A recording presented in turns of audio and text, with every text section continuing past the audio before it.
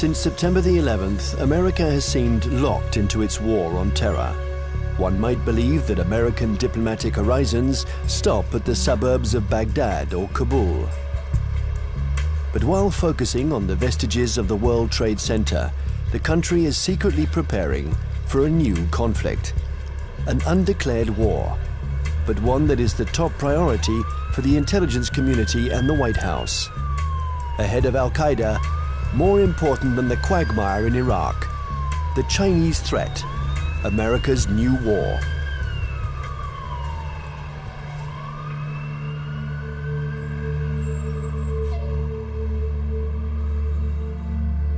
They have a term they call comprehensive national power, which is economic, political, military, all together, cultural. And they say this is the essence of China.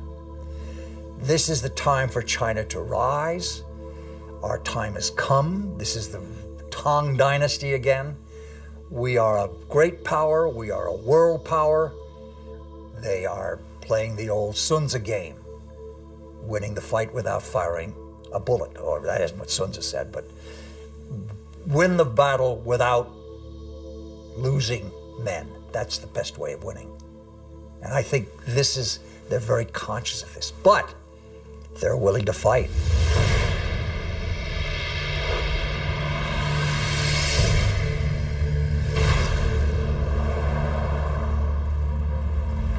The world will, run by three first-class countries. One is USA, United States of America. Another is USE, United States of Europe. Then the Greater China. At this point, at the current point, I think the possibility to see a USE is very slim. But the USA stay as top one country is something sure, right? And as for the possibility of Greater China, the possibility is something in between. Right? So I tend to think Sino-US relations will be one of the most important bilateral ties in the coming years. And this bilateral tie will decide the nature of international relations in 21st century. If this bilateral tie is confrontation-oriented, then the whole 21st century will be bound by confrontation.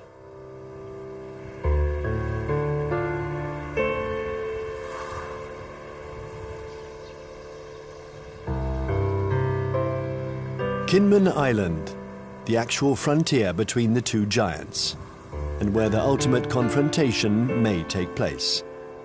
This little island belongs to Taiwan, but it is only 2 kilometers from the Chinese coast. From here, one can see the inaccessible banks of Fujian province, where hundreds of ballistic missiles point at Taipei.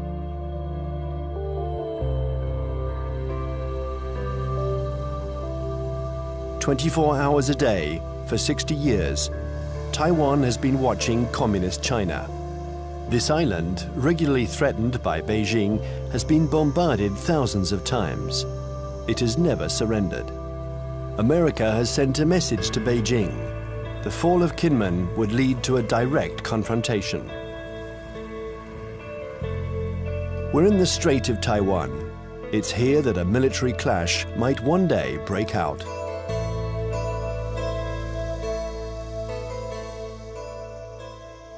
Taiwan is one of those emotional hot-button issues, the way Jerusalem is to Palestinians and Israelis, the way Kosovo was to the Albanians and Serbs. And for most mainland Chinese, Taiwan is rightfully a Chinese province. This was territory that they believe was stolen from China by Japan in the 1895 war, and that the United States prevented reunification during the early stages of the Cold War because of our opposition to communism.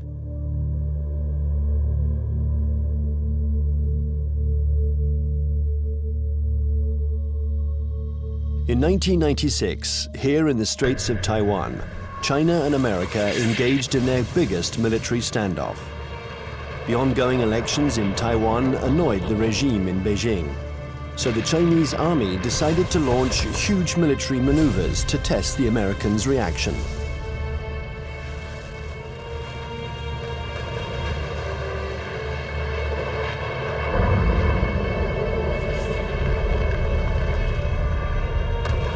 After several days of this Chinese show of force, Washington deployed 2 aircraft carriers.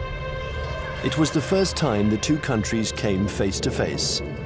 For several days, there was extreme tension between the two nuclear powers. When the Chinese fired short-range ballistic nuclear-capable missiles off the north and south coast of Taiwan and carried out a major, what we call a live-fire exercise. And Jiang Zemin was there, the president. They were using some very belligerent language. This is when we dispatched 2 carrier battle groups off the East Coast. And this was a show, this was force. And the matter quickly dissipated. The Chinese thought this was excessive. They thought that they had an understanding with the U.S., that they would have a limited display to show their seriousness on the issue. The U.S. would adopt a very limited response, and then they would both back away. They regarded the deployment of a second carrier as excessive and in some ways as humiliating to the Chinese, because the Chinese couldn't do much to deter or complicate the deployment of those carriers.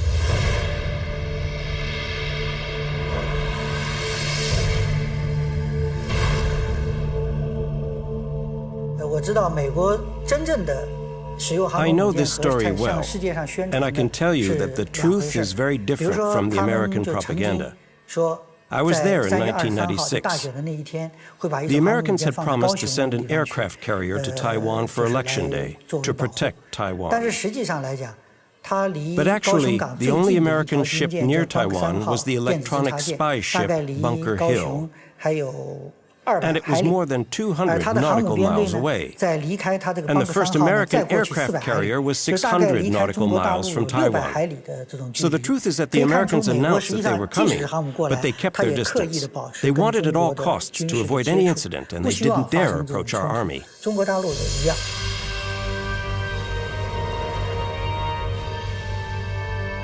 Even if the Americans didn't take much of a risk, in the eyes of the world, they reaffirmed a sacred principle of their foreign policy. They support Taiwan. And they will continue to do so, regardless of China's growing power. I think believes Taiwan is very important for a number of reasons, not to mention the fact that it's our 8th largest trading partner, our 6th largest market for agricultural goods. It's one of America's most important sources of high-tech semiconductor products. Even though they're imported to the United States via China, they're made in Taiwan.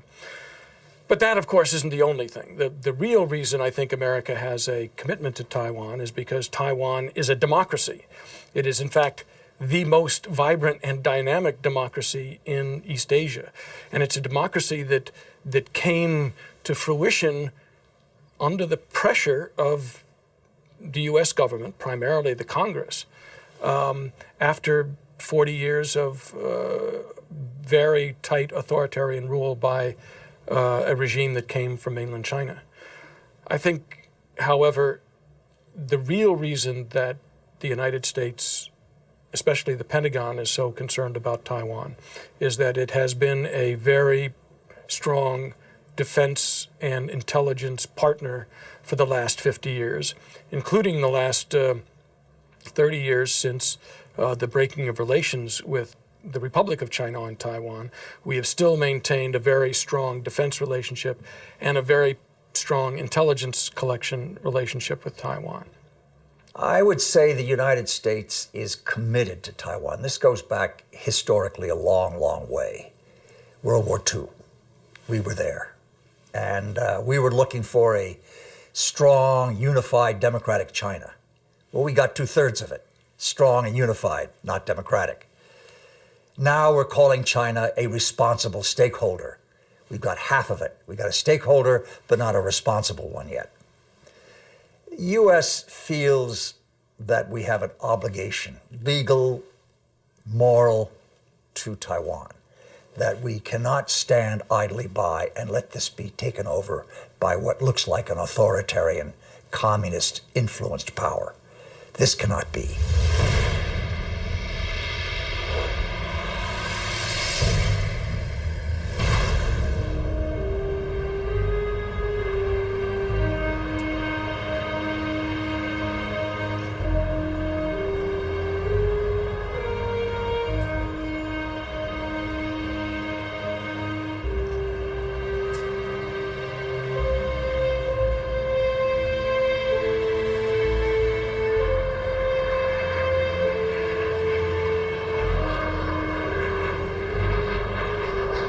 Taiwan, an island of 23 million inhabitants, 250 kilometers from the Chinese coast, is today the most explosive strategic issue between China and the United States.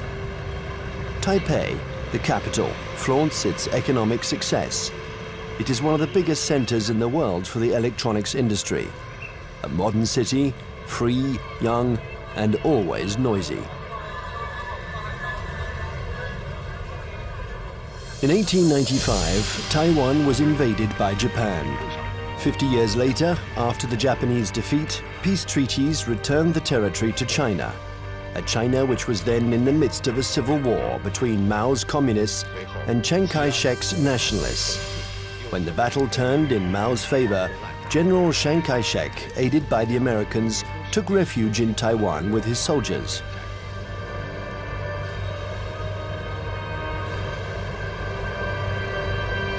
Since then, two Chinese governments have coexisted. In Beijing, the communist regime that controls the entire mainland. And in Taipei, the nationalist regime, having become little by little a democracy, calling itself the Republic of China, which rules only Taiwan. Officially, these two governments both claim to be the legitimate representatives of all the Chinese. Taiwan is not recognized as a state by the UN. Only 20 small countries maintain diplomatic relations with the island. A fragile independence, while Beijing still considers Taiwan as the 23rd province of the People's Republic, a rebel province that the regime intends to reunite with the motherland. I would say two major motivations. There are many others, but two major ones. The first one is national pride, unification of China. They are committed to this. This is a strong emotional drive in China. And you don't downplay it. It's real. It's powerful. The second is strategic. They know through history, if Taiwan is in unfriendly hands, that China is very badly affected. If you turn the globe around, and if you were the Navy commander of the Chinese armed forces, then you will see the only way to protect my coastline is to extend our defense and power projection capability far away from our territory. Why I need to do that? Because the economic center, financial center, education center, production center of today's China is all on the coastline. So the Navy's mission is to make sure that nobody touched this so I can continue to grow. To go out, you have a big stone right there. You can go other places, but there is a stopper, a stone blocking your way, and that's Taiwan. Now, Taiwan depends on the outcome of elections that could change its executive power and stock market risks that can endanger its economy. Beijing, nevertheless, has understood that whatever the mood on the island, especially when it is favorable to political reconciliation, the strategy must never change. Imperturbable, the communist regime continues. On one hand, to offer Taiwan favorable business privileges on the mainland. On the other hand, it regularly reiterates its military threats. If the Taiwanese are too insistent about their desire for independence, they're going to have to fight for it. Whatever Taiwan's political tendencies, Beijing's position doesn't change one iota.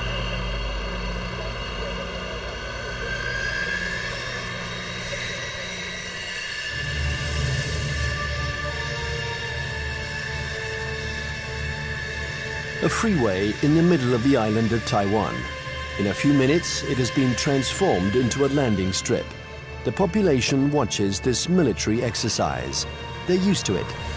French Mirage 2000 and American F-16 jets land and take off with an enormous roar.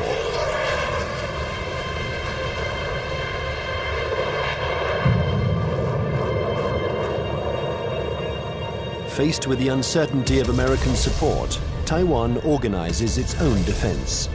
Everyone knows that the airports will be the first target. Strategists on both sides of the strait affirm that the war will first begin with an air battle.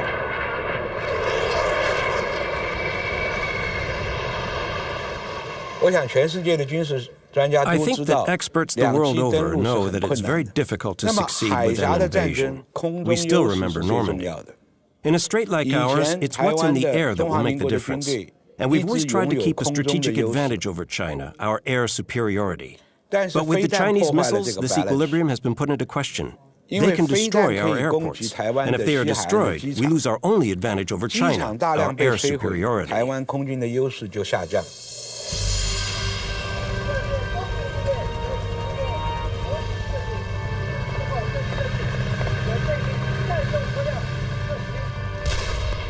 Taiwan's military power is concentrated in its air force, but also in special ground forces. They are training to face the Chinese People's Liberation Army. In the event of a conflict, they expect elite Chinese troops to parachute onto the island to attack strategic targets. Every Taiwanese people here knows that when the war comes, Taiwan is going to take the first bullet. We are going to take the first bullet, and probably we're going to take the bullets continue for about 2 weeks until a month, until that the United States coming. And there's no way that U.S. will come here to fight a difficult fight. If they really want to get involved, it's better for them that to wait when the Taiwanese people, we are wearing down the Chinese elite troops and give them the huge number of the sacrifice. And then the U.S. can come in and clean out the battlefield and win an easy fight. Everybody in Taiwan knows that.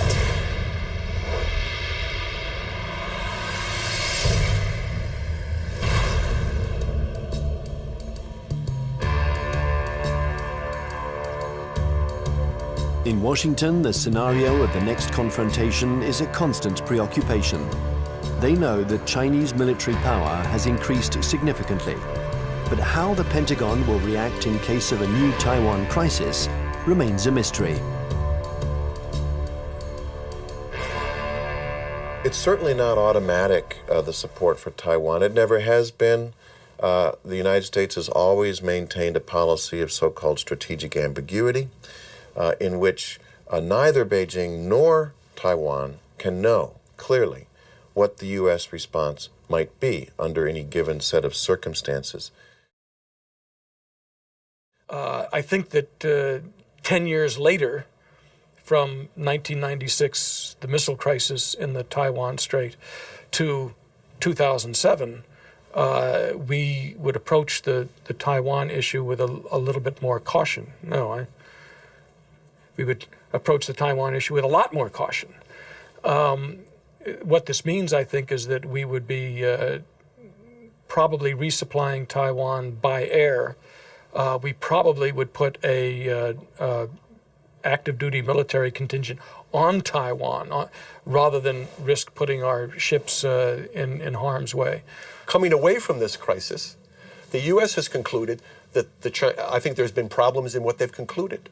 The U.S. has concluded that the Chinese were somewhat intimidated by the U.S. deployments, and that in fact they now know the U.S. is very determined to use force, if necessary, to ensure peace and stability in the Taiwan Strait.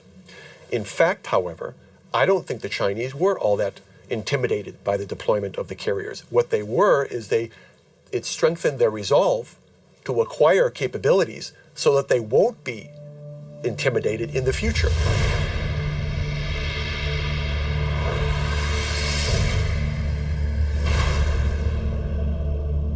Since the 1996 confrontation between China and the United States around the Taiwan issue, I think China's military modernization speed up.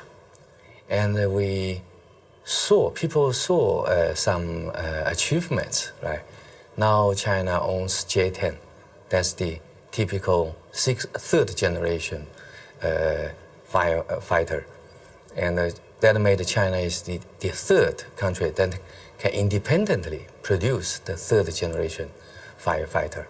I think that's a strong signal to the US side, what achievement on military modernization on PLA side. If China's own terminal objective is trying to so-called unify Taiwan by using force to take over, I think their military capability is good enough. But I don't see that, because they're increasing their military budget over the last decade, almost every year, 2 digits.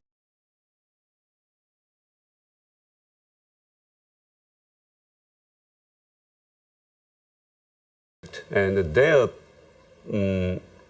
budget is not transparent. Some observers calculated, they said, well, in fact, the real number could be triple or double the current budget that they made it public. So why they are doing it? They even, for instance now, they even try to show off they have the capability to destroy the satellite circling around in space. Why they did it? Because they want to show to the rest of the world that we are capable of one day becoming a superpower, maybe overtaking the United States.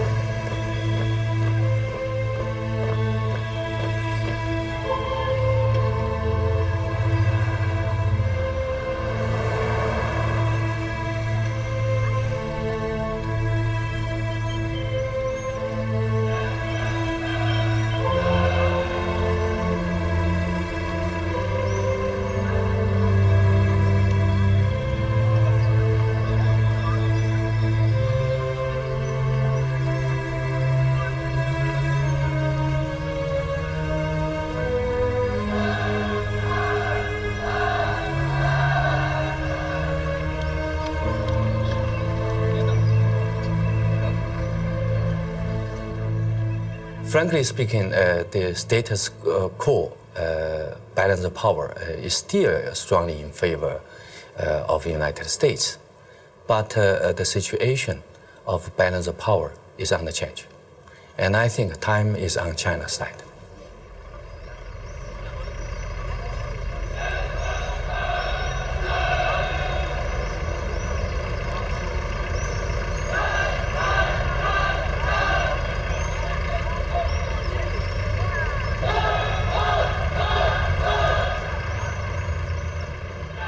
Since the 1996 crisis, the United States and China have often had occasion to test each other's resolve.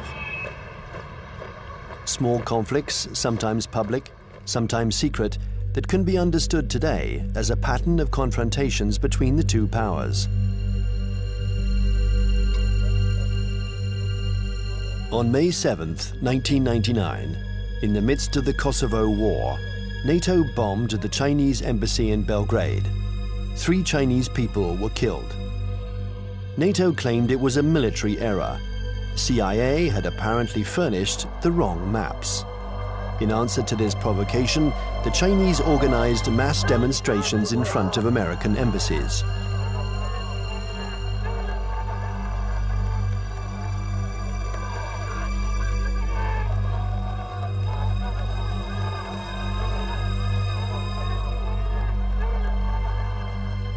Less than 2 years later, China had its revenge.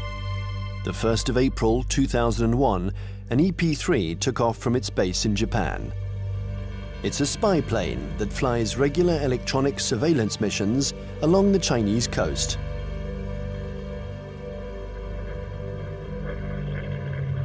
After 6 hours of flight, while still in international airspace, the American airplane was intercepted by 3 Chinese jets. This had been going on for some months. The Chinese planes came within a few meters of the American plane, a little game that the pilots were used to.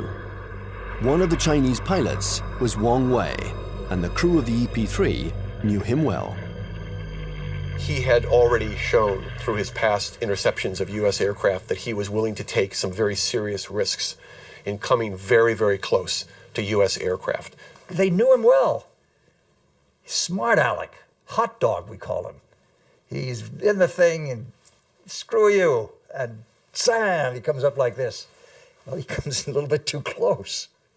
And the Chinese, again, the propaganda apparatus turns on, and they say, our plane deliberately turned, hit his plane, and it crashed. Your fault. And we said to China, that defies the laws of physics. The U.S. government had already expressed its concern over this to the Chinese government. I think in this instance, he miscalculated, and he allowed his aircraft to get too close, and it struck the U.S. aircraft, and it damaged his aircraft in a way that forced him to crash.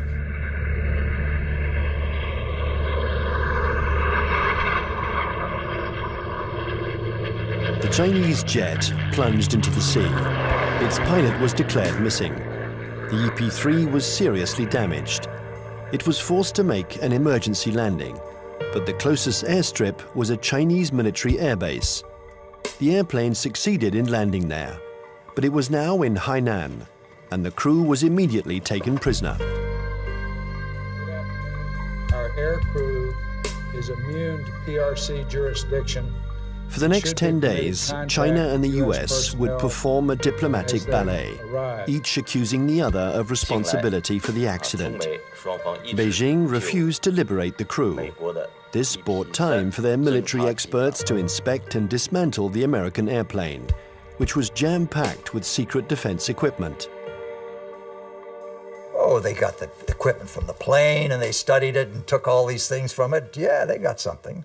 But I mean, it's no big deal. Finally, 10 days later, a letter from the US ambassador apologized for the death of the Chinese pilot, and the crew was freed. What was left of the EP-3 was loaded onto a huge Antonov transport plane. Direction, the United States.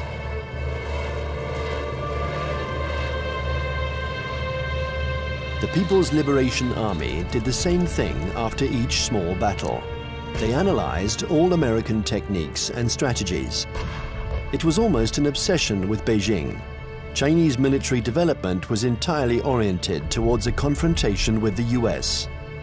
In 1996, China understood that aircraft carriers were the main threat, so they tried to develop arms to counter them.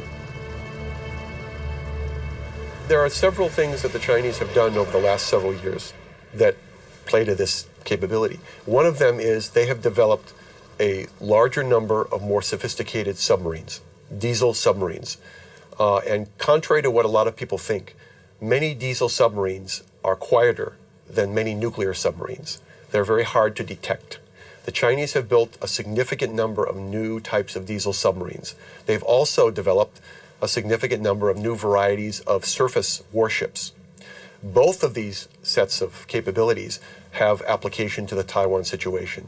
And the Chinese have deployed the submarines in some instances to areas well beyond Taiwan. They've deployed them around Guam, which is now becoming an area of increased U.S. military presence in the Pacific. They've shown by doing this that they have the capability to deploy submarines into far deep water areas. And obviously, this becomes a potential concern to any carrier battle group commander who wants to bring a carrier up close to Taiwan. We saw last October 26th, our carrier battle group, the Kitty Hawk, was in the waters in the vicinity of Okinawa. And all of a sudden, there emerged right in the middle of the carrier battle group, a very modern Chinese submarine that nobody had seen, nobody had heard. It came up within a few miles of the Kitty Hawk itself. And we know that this submarine is equipped with very advanced torpedoes, and that if it wanted to, it could have sunk our carrier. The Chinese know we are dependent on two things militarily in Asia. Number one, satellites. Number two, aircraft carriers. They have demonstrated to us they can take out each one. Will they ever do that? I doubt it. This is what you might call psychological warfare.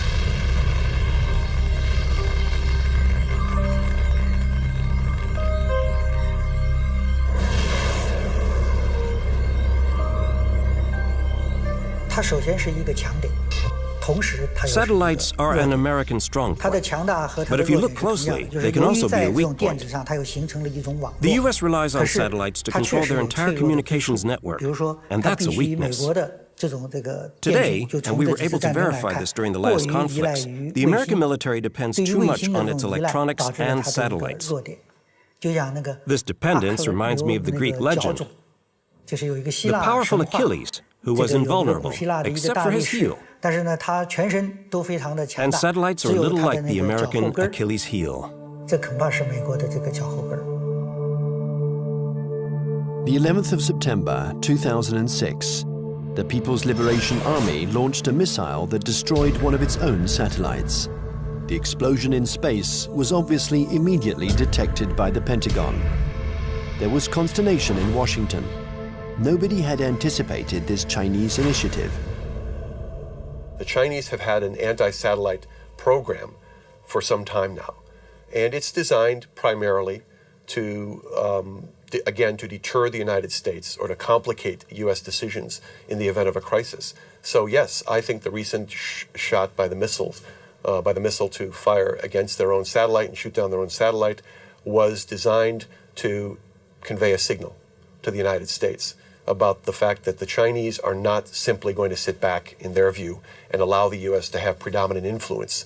They are going to try to influence the situation, in this case, in sort of an asymmetrical way, by threatening what is regarded as one of the critical areas of U.S. surveillance. The Chinese army has also developed another system to blind American satellites. These are giant lasers that don't destroy them, but blind them enough to make them useless. This isn't science fiction, but a technology that is already in use. And then there exists a still more terrible weapon, a weapon that the Americans and the French have already mastered.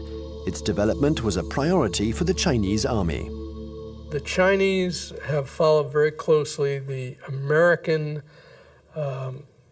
dependence on the electromagnetic spectrum, the use of communications and networking among satellites and ships and command systems to fight a war. They saw what happened in the first Gulf War, they saw what happened in Kosovo, they watched Afghanistan, they watched the second Gulf War, and they realized that we are more and more dependent on the electromagnetic spectrum and moving communications back and forth. And an electromagnetic pulse, which is produced by detonating a nuclear weapon, usually fries transistors and stops that kind of communication. An electromagnetic impulse weapon uses a nuclear explosion to generate an electromagnetic wave. When this wave hits boats or planes, it instantaneously destroys all electronic equipment. No one dies, provided they are far enough away from the nuclear explosion. But the American battleships, totally dependent on electronics, would immediately be disabled. The Pentagon report described a nuclear detonated or nuclear generate EMP. I asked people in Pentagon, why don't you say they have conventionally generated EMP? They say, we don't want them to know whether we know them. The conventionally generated EMP is less problematic and it is more useful or more usable, because when you have this EMP, there will be no nuclear fallouts. There will be less international protests. They already have it.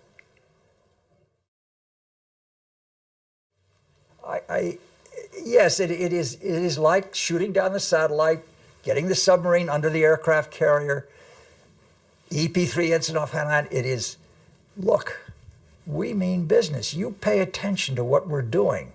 We're publishing the figures that our military budget is going up because we are creating a strong defense against you. China's developing power isn't only military. The regime has understood that it has to make use of every citizen, every business, every organization in its confrontation with the United States. An arms race wouldn't make sense against Washington. It's a war to control energy, the media, culture, and raw materials. And facing an America that overconsumes, that is deeply in debt, an America weakened by its own excesses, China counters with its best weapon, its breathtaking economic growth. The new threat isn't the classic military threat, direct confrontation between one country and another. Today, it's no longer guns against guns, airplane against airplane, or tank against tank. Confrontation takes many forms, in many different areas. For example, in finance or the media, there can be attacks in all these areas. The object of these new kinds of conflicts is the same as in a conventional military confrontation, forcing the enemy to accept certain conditions. It's still war, but war today goes beyond this military domain. It's what we call an unrestricted war. One has to learn to decode the battles in this new war. Sometimes they are small events that seem harmless at first. Thus, on February 27, 2007, the main American stock indexes plunged. Paris had just lost 3%. New York is in an uproar. The cause of this mini crash began with a tornado that originated on the other side of the world, in Shanghai. Suddenly, and with no apparent reason, the stock market there lost 9%, and it took the whole planet down with it. Nobody really understands what happened, but in New York, they pondered the lesson. China had just shown that it could use its new economic power to destabilize its adversaries, above all when they are weakened, like the United States, by the subprime crisis.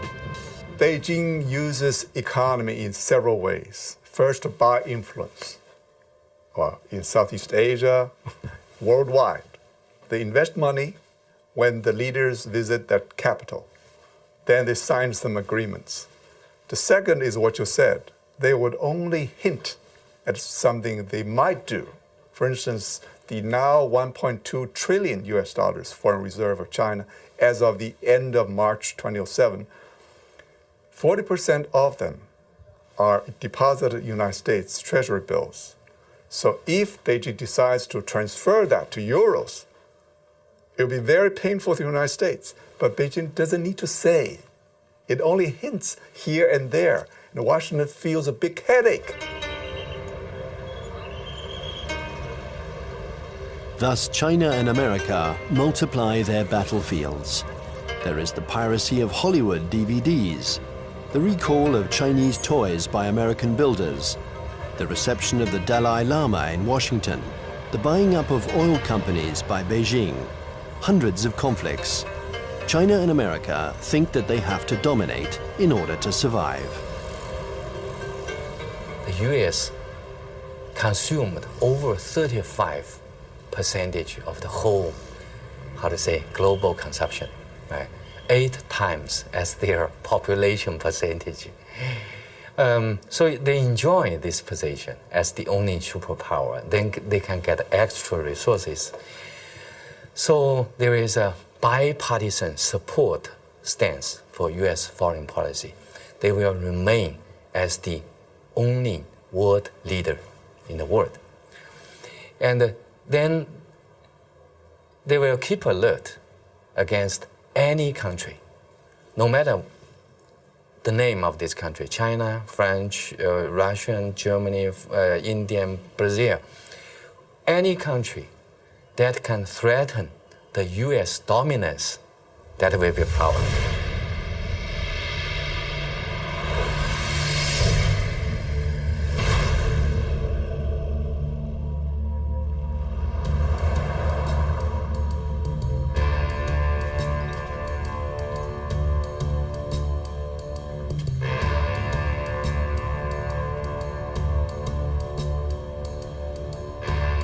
In Washington, China has become the major preoccupation of every administration. China is a competitor in the realms of economics, media, and technology. World hegemony is no longer measured by the number of nuclear warheads.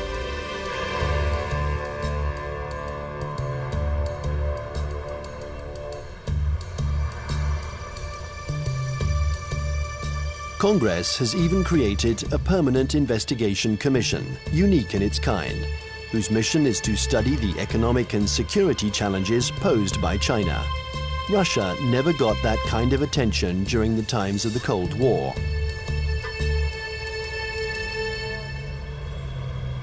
There is a global plan from China. They have two. One was started in March 1986, called the 863 program, and one in March 1997 called the 973 program. The first, the 863 program, called the Torch Plan, was a global plan designed to gather and bring to China dual-use technologies that could be used to improve China's technological base and economy and industry while improving its military capacity. And it's an organized thing, you know. Each industry every year from the central government gets goals and targets and objectives and gets told to send people out and go do that. So it is organized, and it's not perfect, but it's organized. And the 973 plan is a parallel designed to improve their capacity in basic research and innovation. People in the States pay too much attention to China.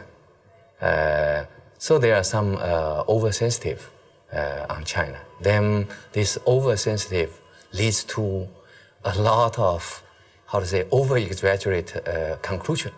So that's no good to find the real fact. I think the real fact is that the economic power of China is still far ahead of, far lack of United States, not to mention military power.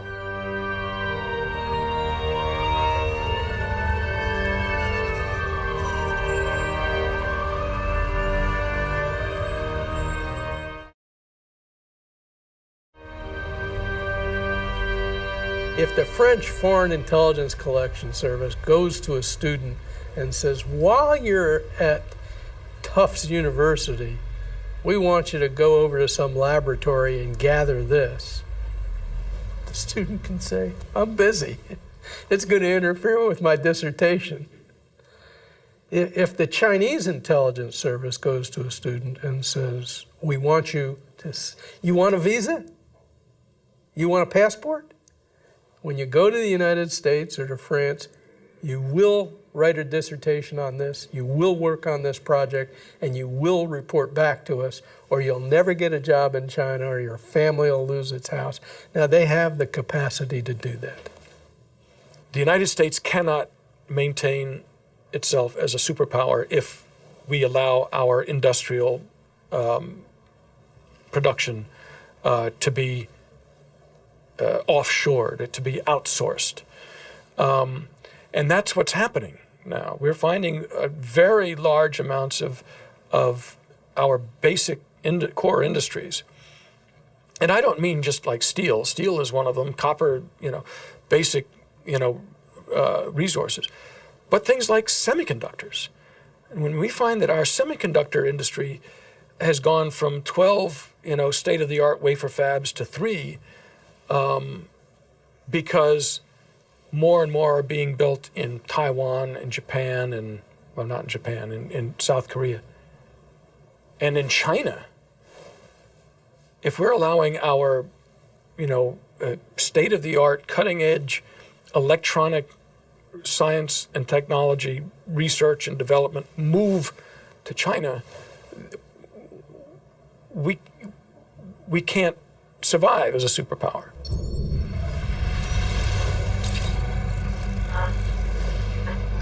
This technological war culminates in cyberspace. China and the US have armies which are developing cyber soldiers who spy on or attack each other's computer networks.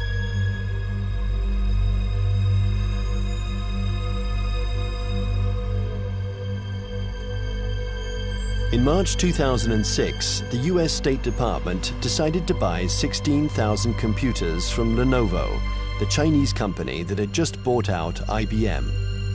Some of these computers were meant for networks that circulate secret defense data. Larry Wurtzel and his commission intervened to stop the delivery.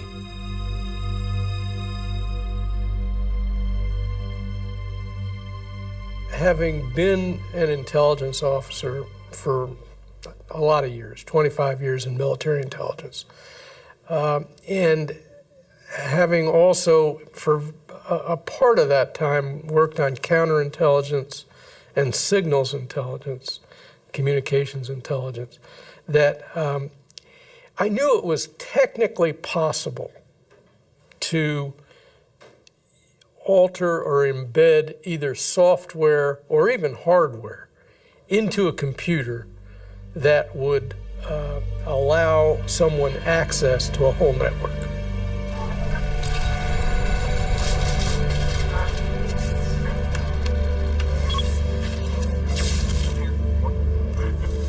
The entire Bureau of Export Controls of the Department of Commerce was attacked and shut down by, turns out, hackers from China. The State Department itself lost a bureau and all its computers by hackers from China. The National Defense University of the United States had its computer systems shut down, and the Naval War College had its computer system shut down. Other computer systems, government computer systems, have been attacked.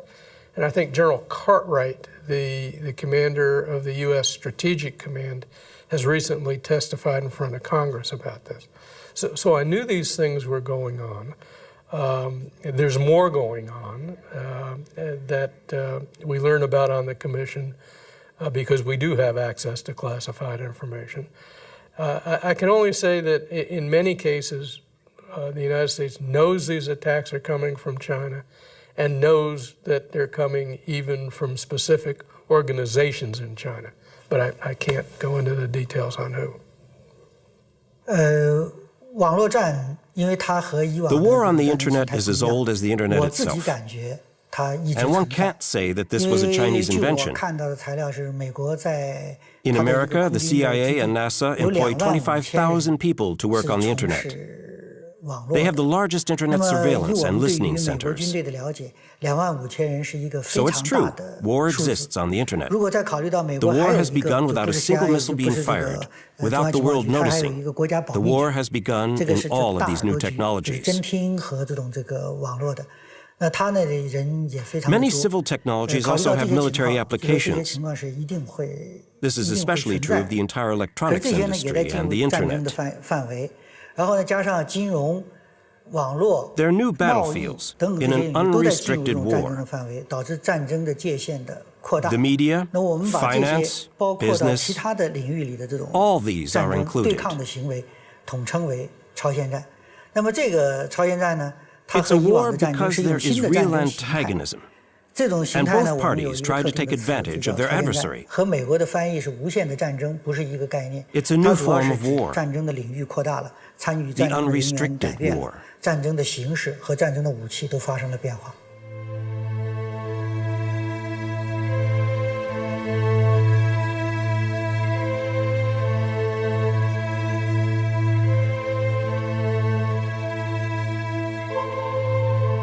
This unrestricted war has already begun. Almost everywhere in the world, there is a fight for oil, for water, for resources that are dwindling in the eyes of the West because of China's development. America uses its military might to assure its power and guarantee its vital supplies. China employs an asymmetrical strategy. It looks for its adversaries' weak points. Nevertheless, this war is apparent everywhere in the world. In North Korea, Myanmar, Iran, or Darfur. In all the hotspots, China and America are opposing each other in the wings.